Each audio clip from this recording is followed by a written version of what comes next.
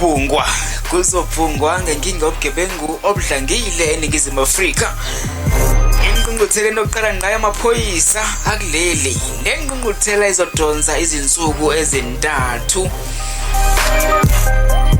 Izoqala khona ngomhla ka-8 ku-April 2025 ize igoqwe ngolwesine. Kuzobe kungumhla ka-11 kumhla ka-10 ku-April 2025. Le ngqungquthela izovulwa nguMengameli Cyril Ramaphosa ozokwethula inkulumo kusasa noma ezothula inkulumo khona ngomhla ka-8 April uLwesibili lolo e-Emperor's Palace Convention Center eGoli. Izokwenzelwa phansi kwendikimba ethi ukusebenza ngempumelelo ukuthuthukisa izinga lokusebenza kwamaphoyisa aseNingizimu Afrika.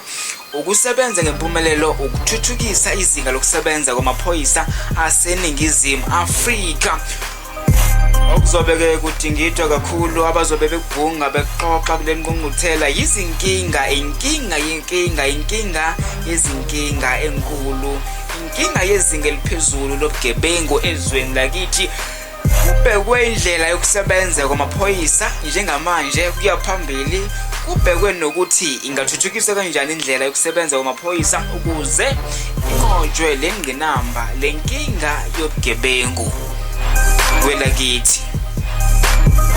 Ngithanda ukukubuza nokusho ukuthi mhlasimbe wena njengomlandeli wale podcast engimkhonzile mangasene kuthiwa wena ubungesinye sezimenywa kule ngqungquthela ezobe ifaka nomengameli.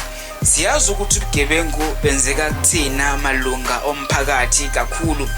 Sazi kakhulu ngabo ukudlula mhlasimbe nawo amaphoyisa. Ngifuna ukukuthini ke mangasene kuthiwa wena ubungesinye sezimenywa kule ngqungquthela, iliphi iphuzu obungaphakamisa ulethule uphakame nalo obona ngathi ilona kanye elingehlisa inkinga noma izinga noma lingeke liqede elingehlisa izinga lobugebengu ophezulu kwelakithi ngalesikhathi? Ngithole ngilalele, ngibheke i-comment yakho. Yazi ukuthi ungasho something engasiza lapha kwingqungquthela. Mhlasimbe kwazi bani? Mhlasimbe nabo laba bangabalandeli bale podcast bazokwazi ukuthi mhlasimbe iziphi ezinye indlela abangazisebenzisa. Ngabona ngusima shumla madoda namadoda isikhombisa amadoda umqade semqade podcast. Lalela ke mfethu, bheka i-comment ake sixoxa nje kancane le ndaba.